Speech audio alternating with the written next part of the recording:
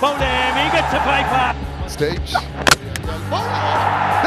ফিজের কাটার আর নাহিদের মিসাইল গতিতে কুপকাত কিউইরা, বাংলাদেশের সিরিজ জয়।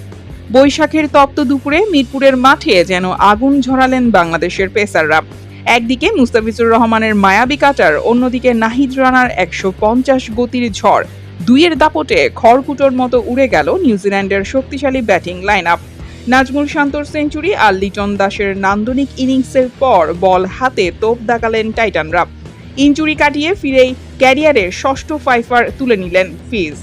নিউজিল্যান্ডকে হারিয়ে ঘরের মাঠে ওয়ানডে সিরিজ নিশ্চিত করল টাইগাররা। সিরিজের অঘোষিত ফাইনালে টস জিতে আগে ব্যাটিংয়ের সিদ্ধান্ত নেয় বাংলাদেশ। অধিনায়ক নাজমুল হোসেন শান্তর দায়িত্বশীল সেঞ্চুরি এবং লিটন দাসের ঝকঝকে 76 রানের ওপর ভর করে নির্ধারিত 50 ওভারে 267 রানের চ্যালেঞ্জিং টার্গেট দাঁড় করায় স্বাগতিকরা। ইনজুরির কারণে প্রথম 2 ম্যাচে ছিলেন না কাটার মাস্টার, তবে আজ মাঠে ফিরে নিউজিল্যান্ড শিবিরে প্রথম আঘাত হানেন মুস্তাফিজুর রহমান। ইনিংসের শুরুতেই তার মরণঘাতী কাটারে বিভ্রান্ত হয়ে মাত্র 4 রানে সাজঘরে ফেরেন ওপেনার হেনরি নিকোলাস।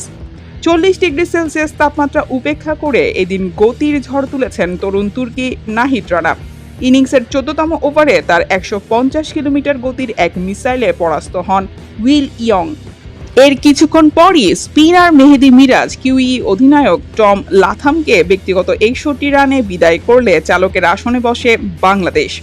চতুর্থ উইকেটে নিক কেলি ও মোহাম্মদ আব্বাস কিছুটা প্রতিরোধ গড়ার চেষ্টা করেন। ব্যক্তিগত হাফ সেঞ্চুরি তুলে নিয়ে বিপজ্জনক হয়ে উঠছিলেন নিক কেলি, তবে আবারও দৃশ্যপটে মুস্তাফিজ। তার স্লোয়ার বুঝতে না পেরে শর্ট কভারে ক্যাচ দিয়ে ফেরেন কেলি। এরপর শরীফুল ইসলাম একটি উইকেট নিয়ে কিউইদের মেরুদণ্ড ভেঙে দেন। বাকি পথটুকু ছিল কেবল মুস্তাফিজের জাদু।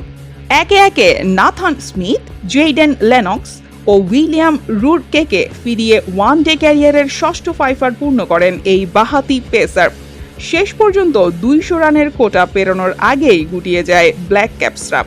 দাপুট এই জয়ে ওয়ানডে সিরিজ নিজেদের করে নিল বাংলাদেশ। মুস্তাফিজের অভিজ্ঞ কাটার আর নাহিদ রানার গতির এই মিশেল যেন আগামীর বিশ্বমঞ্চের জন্য এক নতুন আশার বার্তা দিয়ে গেল। এদিন মুস্তাফিজ 5টি, নাহিদি 3টি ও 1টি করে উইকেট শিকার করেন মিরাজ শরীফুল।